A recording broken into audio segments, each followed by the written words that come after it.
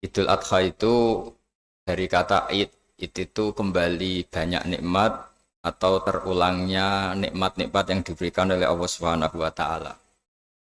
Kemudian Al-Adha ini banyak yang mengatakan terkait dengan ibadah penyembelihan kurban disebut Idul Adha atau Idul Kurban. Saya cerita sedikit tentang sejarah Idul Adha.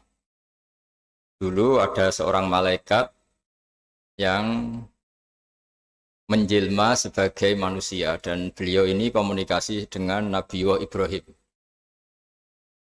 Sebelum saya cerita jauh, saya katakan juga saya ingatkan lagi bahwa cara berpikir kita sebagai mukmin itu harus berpikir awal al-khilqah.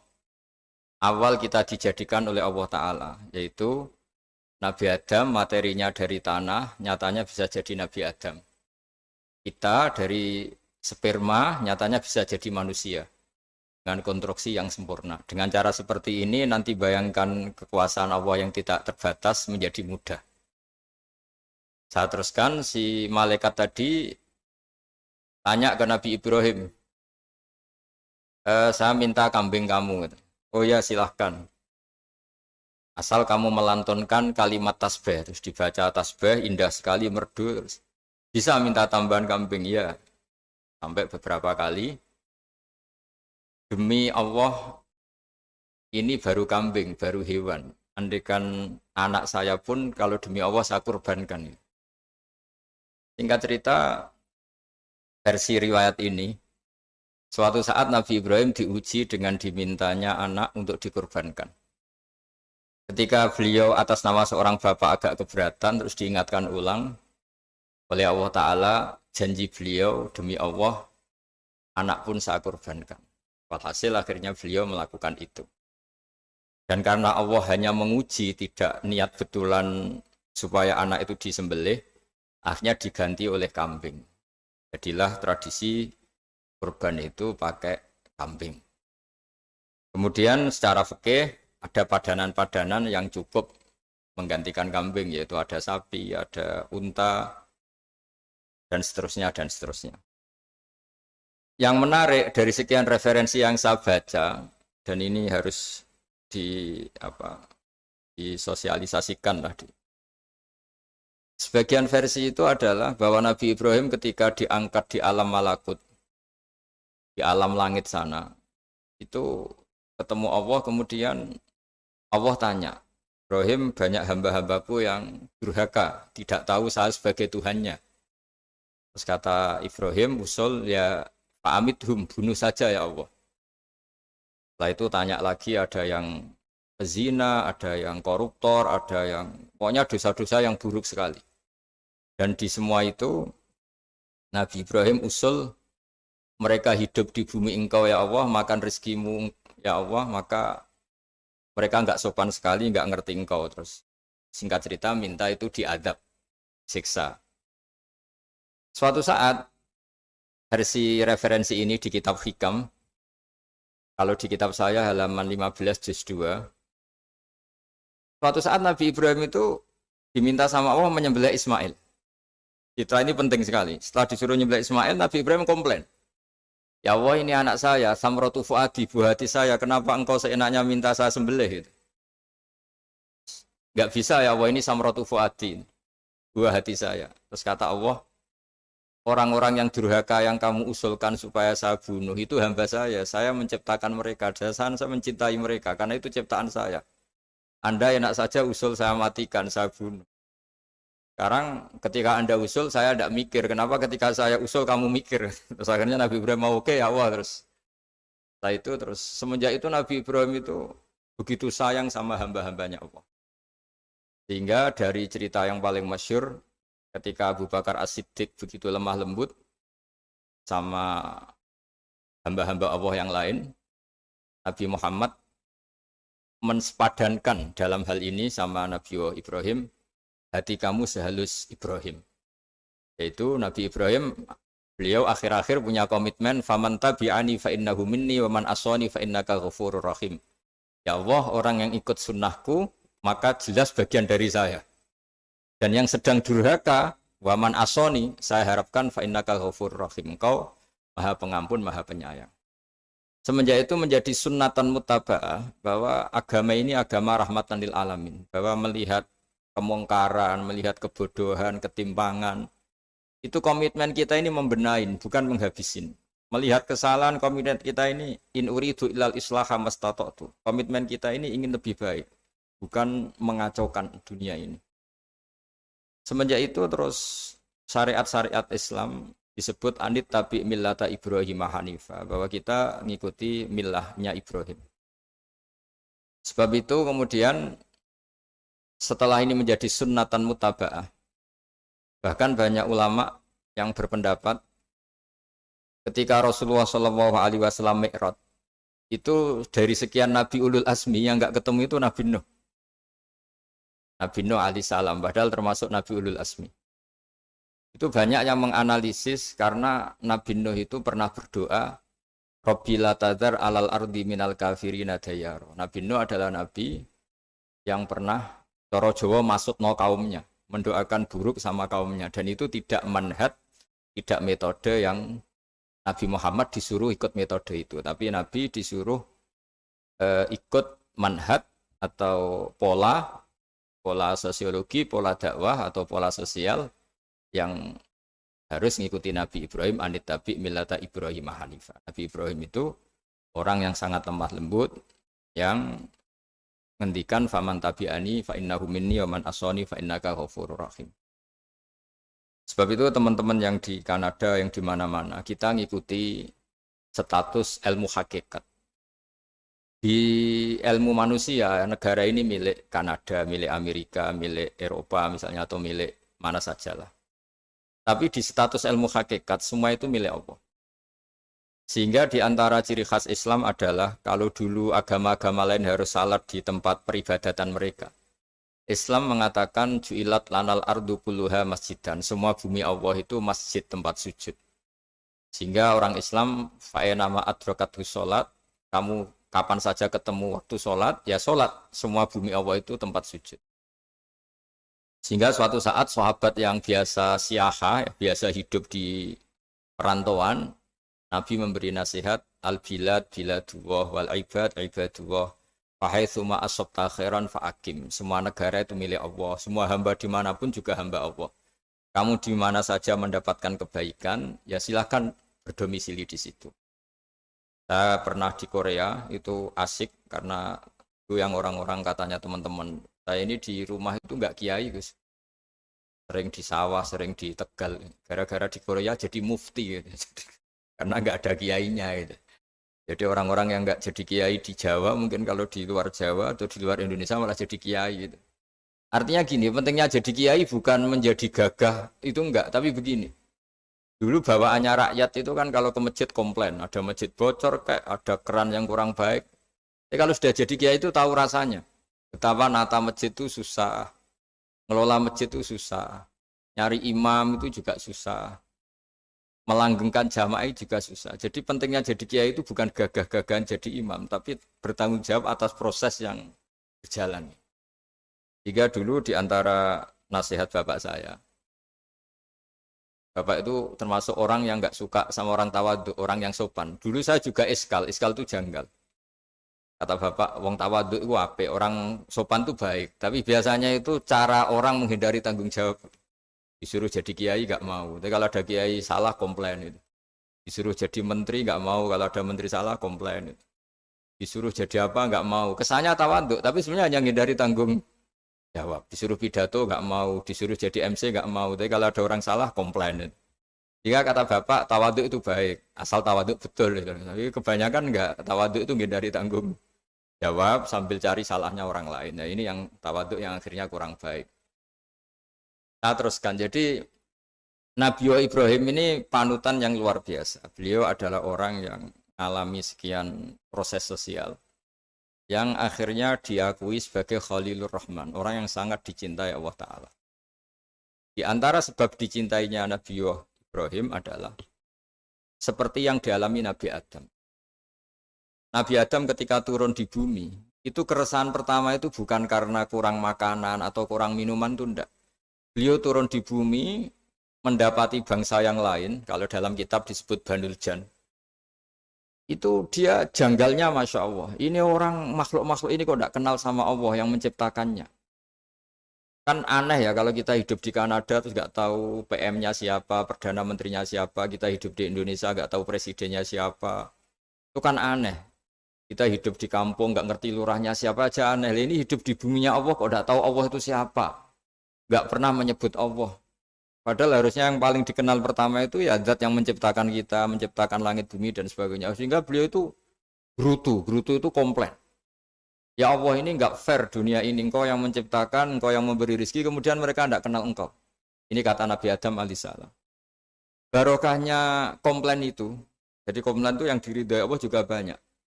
Akhirnya Allah meridhoi Nabi Adam, dosa-dosanya, salahnya itu diampuni. Ya ukuran seorang nabi beliau dianggap salah itu diampuni karena keresahan beliau itu takut Allah nggak dikenal. Nah, masjid yang di Kanada di Montreal juga ketakutan kita ini jangan sampai orang Islam tidak punya tempat ibadah. Meskipun setelah punya tempat ibadah, ketakutan kita jangan-jangan ibadahnya tidak sesuai sunnah Rasul. Setelah sesuai sunnah Rasul kita takut lagi, jangan-jangan memaksa sesuai tapi karena ingin benar. Dan setelah ingin benar, takutnya secara tasawuf ngimani kebenaran itu. Bukan ngimani rahmatnya Allah, tapi ngimani kebenaran itu. Akhirnya jadi ujub. Ujub itu bangga amal diterima karena kebaikannya, bukan karena fadlnya Allah, karena anugerah. Nah ketakutan-ketakutan ini khas orang soleh. Orang soleh itu kalau nggak sholat takut. Setelah sholat takut nggak sesuai syarat rukun. Setelah sesuai semua takut iktimat alal amal. Membanggakan kebenaran, tapi bukan membanggakan luasnya rahmatnya Allah Ta'ala. Sehingga di luar ilmu fikih ada ilmu namanya ilmu tasawuf, ilmu yang mengelola hati. Jadi ibarat orang itu kalau yang paling masyhur dalam cerita-cerita orang sufi, ada orang sudah masuk surga karena tidak pernah dosa sama sekali. Ini cerita-cerita yang melegenda di dunia tasawuf. Tanya Allah, kenapa kamu masuk surga? Karena saya taat terus ya Allah, nggak pernah maksiat sama engkau. Berapa lama kamu hidup di dunia? 80 tahun. Ya sudah, karena taat kamu 80 tahun, ya surga kamu 80 tahun.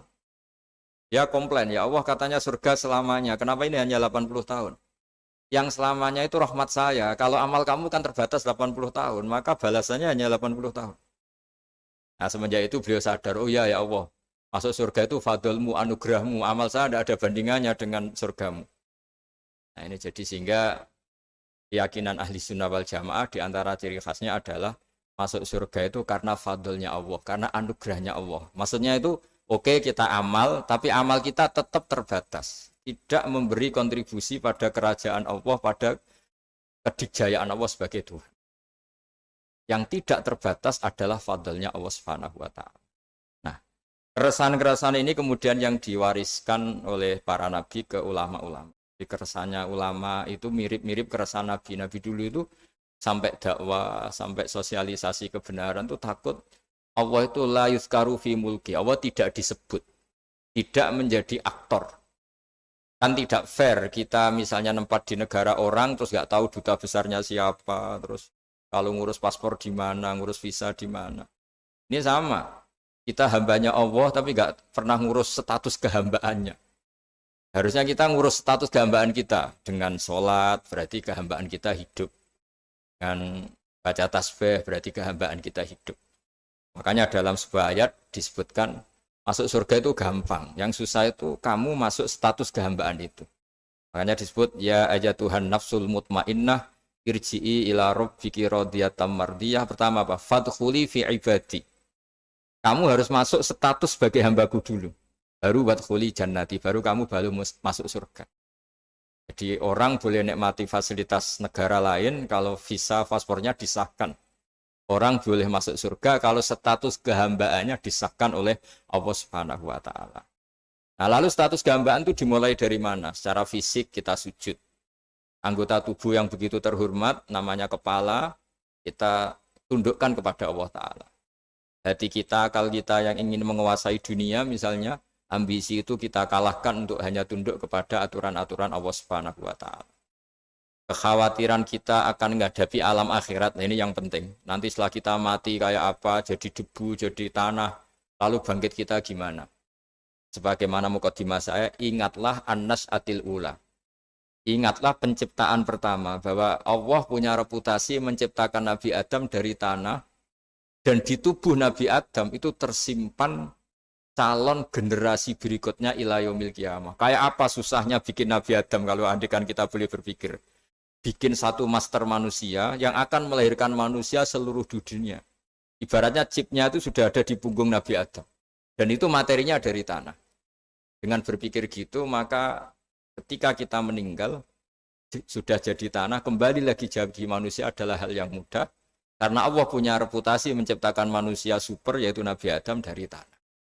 Jika setiap kali kita iskal janggal terhadap kekuasaan Allah, kata Allah Ta'ala, Qul yuhyihalladzi ansha'aha awwala marrah. Kalau kamu janggal terhadap kemampuan saya, kemampuan kami menghidupkan tulang belulang yang sudah rapuh, sudah hancur, maka ingatlah reputasi saya, kata Allah, reputasi kami menciptakan Adam dari tanah. Ya, para nabi itu, ini semoga teman-teman yang di Kanaja masih ingat betul iman yang dilatih para guru kita di Jawa, di Indonesia. Para nabi itu saking imannya sama Allah, itu tidak ada, sampai kasarnya itu nggak tahu bedanya antara hal itu masuk akal maupun tidak. Saya beri contoh begini, kalau dalam ilmu tauhid, dan ini harus kita latih terus sampai ketemu Allah Ta'ala. Ketika telur jadi ayam, itu sebetulnya itu kita juga tidak ikut mampu bikin telur jadi ayam. Tapi berhubung sering terjadi, kita bilang telur jadi ayam itu mungkin. Mungkin itu ya mungkin sering terjadi. Padahal sering terjadi ini juga tidak yang jenis kita ikut berkontribusi. Lalu ketika sering terjadi ini kita bilang itu mungkin. Padahal saat kita bilang mungkin, juga hakikatnya kita tidak ikut menciptakan telur menjadi ayam. Lalu karena seringnya telur jadi ayam, kita bilang telur jadi ayam itu mungkin. Mungkin itu nggak muhal. Begitu juga bebijian, nanti jadi pohon besar yang rindang, yang berbuah, kita katakan mungkin. Kenapa kita katakan mungkin? Karena itu sering terjadi. Toh kita pun tidak ikut menciptakan biji jadi pohon besar, telur jadi ayam. Artinya apa? Zaman sesuatu itu sering terjadi, kita pun sebetulnya tidak pernah ikut menciptakan. Hanya menyaksikan sering, terus kita bilang itu mungkin. Tapi kita tidak memberi kontribusi sama sekali. Semua itu karena kudrohnya Allah, kemampuan Allah. Lalu ketika ada orang yang bilang, batu ini bisa melahirkan onta. Kita bilang, muhal, batu itu tidak mungkin melahirkan onta. Tapi kalau seorang nabi itu nggak tahu bedanya antara batu melahirkan unta dengan indukan unta melahirkan unta. Karena nabi-nabi itu makomnya sudah sangat tinggi. Ketika unta induk melahirkan unta juga tidak atas kemampuan unta induk. Unta induk tidak punya kemampuan menciptakan unta. Juga karena kudrohnya Allah Ta'ala. Sehingga kalau batu mengeluarkan unta juga mungkin kalau Allah menghendaki. Hingga ketika Nabi Soleh diminta kaumnya, apa bukti engkau nabi? Tunjukkan ayat kalau engkau nabi. Yang kamu minta apa? Seekor unta keluar dari batu besar ini. Nabi Soleh dengan entengnya berdoa sama Allah dan keluarlah unta keluar dari batu. Nah itu makom yang paling tinggi. Makom paling tinggi itu kita mendudukkan Allah sebagai zat yang tidak terbatas kudrohnya. Hingga para nabi itu terus punya mukjizat. Nah, mukjizat itu mengingatkan ulang bahwa Allah itu tidak terbatas kemampuannya. Bagaimana unta keluar dari batu besar zaman Nabi Soleh, zaman Nabi Muhammad air keluar dari jemarinya Rasulullah SAW, Nabi Ibrahim dibakar tidak mempan, tetap sehat, tetap bugar. Karena semua ini sebagai bukti bahwa kudrohnya Allah tidak terbatas. Iman-iman seperti ini harus kita jaga. Apapun rasionalitas kita dan meskipun kita selalu rasional, tetap menyisakan iman bahwa kudroh Allah itu tidak terbatas. Sehingga ketika ada cerita kematian orang soleh itu ditangisi langit dan bumi, kita tidak usah iskal, tidak usah janggal. Masa bumi bisa menangis? Karena kita yang sekarang bisa nangis adalah materinya dari tanah. Materinya dari bumi. Terus iman ini kita jaga sehingga kalau kita yasinan, masih ingat, Allah kalau mengingatkan kudrohnya yang tidak terbatas, manusia disuruh ingat, Qul yuhyihalladzi ansha'aha awwala marrah. Kamu harus ingat bahwa Allah itu yang menghidupkan kamu menghidupkan semuanya ketika kamu belum menjadi seperti ini. Jadi intinya itu kita ingat meskipun telur itu lazim jadi ayam, tetap tidak karena kudrohnya ayam itu, tapi karena kudrohnya Allah. Indukan unta melahirkan anak unta juga bukan kemampuan indukan unta, karena ini juga makhluk yang lemah, tapi juga kemampuan Allah Subhanahu wa Ta'ala. Jika dengan demikian kita termasuk hamba Allah sesuai target yang diingatkan Allah. Falamma tabayyana lahu qala a'lamu annallaha ala kulli syai'in qadir. Hamba Allah yang baik adalah hamba ketika menyaksikan fenomena apapun, semua itu li ta'lamu annallaha ala kulli syai'in qadir wa annallaha qad ahata bi kulli syai'in ilma. Apapun di alam raya ini semuanya itu bukti bahwa Allah ala kulli syai'in qadir, Allah kuasa dan Allah meliputi semua makhluknya dalam pandangannya, dalam pantauannya. Jadi saya mohon teman-teman yang di Montreal, yang di Kanada, juga di manapun harus ingat status hakikat bahwa al-bilad biladullah wal ibad ibadullah fahaitsu ma asabta khairan fa'akim. Negara hakikatnya milik Allah, semua hamba juga milik Allah. Di mana saja kamu berada dan menemukan kebaikan, silahkan hidup di situ. Tentu dengan sosialisasi yang baik, baik dengan non-muslim maupun dengan muslim. Karena Allah mengajarkan wa qulu linnasi husna. Ajaran Islam adalah rahmatan lil alamin, rahmat bagi semua. Tentu tidak henti-hentinya kita menjelaskan kebenaran yang diinginkan oleh Allah Subhanahu wa Ta'ala. Saya kira demikian karena saya juga ini di sini sudah malam. Jadi saya mohon maaf mungkin tidak bisa ikuti tanya jawab karena di sini sudah malam, apalagi tadi habis takziah saya karena ya ada mas saya yang sudah sepuh sekali wafat, terus tadi barusan datang, jadi mohon maaf tidak mengikuti acara mulai pertama. Tapi saya mohon ayat-ayat Quran yang saya terangkan tadi bahwa untuk mensifati Allah kudrohnya tidak terbatas. Ingatlah bahwa kita yang secerdas ini, yang sehebat ini, kita semua manusia yang cerdas begini, matanya bisa melihat, hatinya bisa merenung, otaknya bisa berpikir cerdas, itu dari materi tanah. Dan Allah mampu. Allah bisa bikin orang miliatan gini dari satu orang manusia namanya Nabi Adam. Kayak apa susahnya bikin konstruksi Nabi Adam kalau boleh dibahasakan. Dan itu Allah punya reputasi mampu. Dengan cara seperti itu kita akan gampang iman bahwa kita setelah meninggal dan menjadi tanah, ya sama seperti kita masih hidup. Zaman kita hidup ya tidak tahu cara kerja jantung kita, nafas kita, uratnya gimana, terus sistem tubuh. Meskipun ilmu medis ngerti mengurai itu, tapi itu saja hanya ngerti, tidak menciptakan. Yang menggerakkan jantung, organ tubuh kita tetap Allah Subhanahu wa Ta'ala. Dia yang Al-Fa'ilul Mukhtar, dia yang semuanya mengendalikan kita. Artinya zaman kita hidup pun sebenarnya kita yang tidak mengendalikan kita. Nafas kita ya dalam kendali Allah, ikhtiar kita dalam kendali Allah. Sama setelah kita mati juga dalam kendali Allah. Ya guru-guru kita semuanya melatih inna sholati wa nusuki wa mahyaya wa mamati lillahi rabbil alamin. Hakikat ibadah kita, hakikat hidup kita, hakikat mati kita, semuanya tidak dalam kendali kita. Semua itu dalam kendali Allah Ta'ala. Dengan demikian terus kita insya Allah ingin jadi hambanya dulu.